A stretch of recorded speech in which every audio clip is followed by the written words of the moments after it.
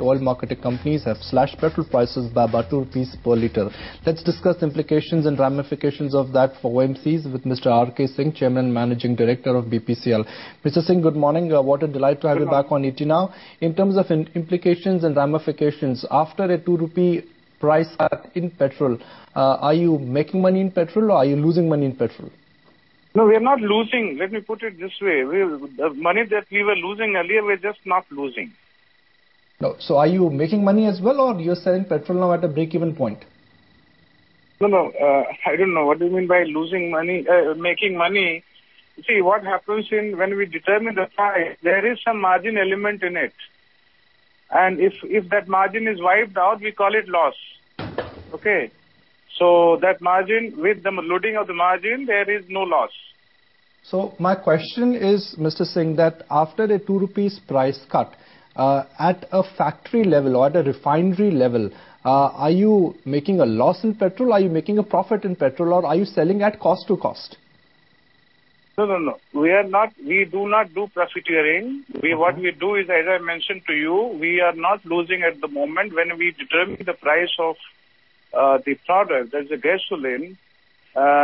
It is based on the price that we pay to the refiners, plus the logistics cost, plus the marketing margin. Okay. With that, we come to, let's say, X.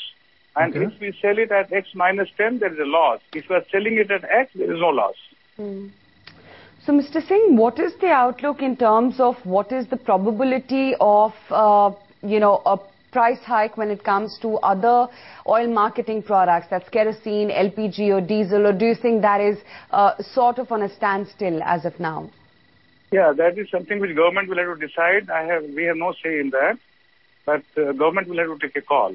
And that losses on these products, sensitive projects are being compensated by the government. So government will have to take a call, not us. Mr. Singh, if I look at currency and crude, in the month of May, rupee is down by about 8%, but global crude prices are down by about 17%, which means oil marketing companies indirectly are, making a 10% appreciation. Is that true? No. It's a wrong way of looking at it. See, the crude price, let me also tell you one thing very clearly, that I think this is a misunderstanding prevailing in the market. The crude prices and the product prices normally should move in tandem, I agree.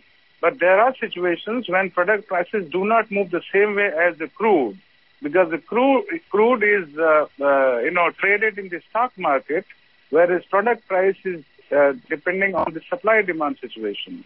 Normally it should move together, but many times what happens is product prices do not reduce the same way as the crude prices.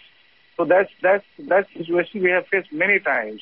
Now, if you are saying about the losses, as far as the losses are concerned, yes, it is true that when the under-recoveries were 13, 14 rupees on diesel, with the reduction of crude and product price, it has come down to 12 rupees or 11 rupees. So our losses may get reduced with the reduction of price, but we have not reached a situation as yet whereby our losses have come to zero and we are making money. So are you saying a month ago when crude was at $120 per barrel, your under-recovery on diesel was about 13 rupees per litre, and in the month of May, even though crude prices have gone down by 17%, your under-recovery is still at 12 rupees?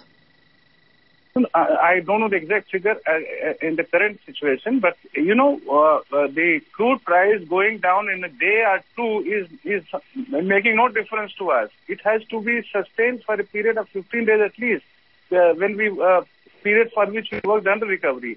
It goes down for a day and that becomes a benchmark for you people, not for us. So we have to wait. How does it move for the period of 15 days? That's one. Secondly, the gain on the reduction of the crude price has been eaten away to a large extent by the rupee depreciation. So the combined effect of all this has to be seen, and therefore the under-recoveries have come down from 14 rupees to maybe, I don't know, currently if you take 50 days average, it may be to 12 rupees or 11 rupees. I don't know the exact number at the moment.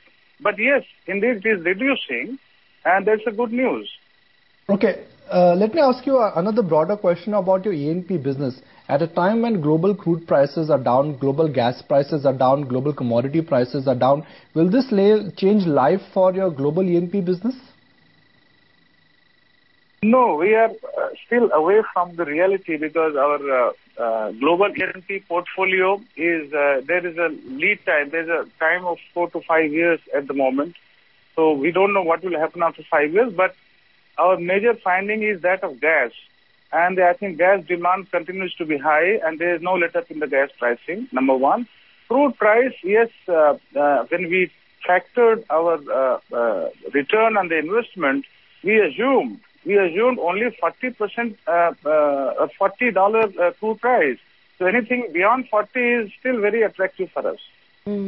Mr. Singh, there's also some newspaper reports which indicate that you are likely to give a majority stake to a UK company in your petrochemical joint venture. Is that true? No. That's not true. I don't know who has given this news. That's completely untrue.